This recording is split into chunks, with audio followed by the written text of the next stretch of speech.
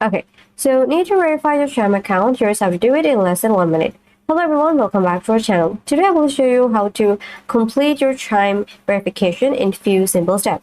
First, all you have to do is open your browser, Safari or Chrome on your phone, and then in the search bar, all you have to do is type Chrome Identity Verification. Now, tap the official Chime link and this opens their verification pics. Now what we do is click next to start the procedure, and here you will see a lot of options like driver license or ID card, password or permanent resident card or work permit.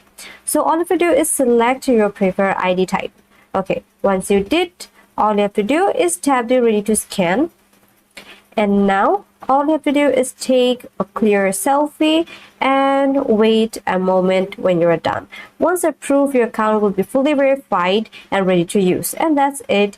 Your Chime account is now verified and ready for full access. If this video helped you out, then don't forget to like, comment down below, subscribe to the channel, and thanks for watching. I will see you in the next video.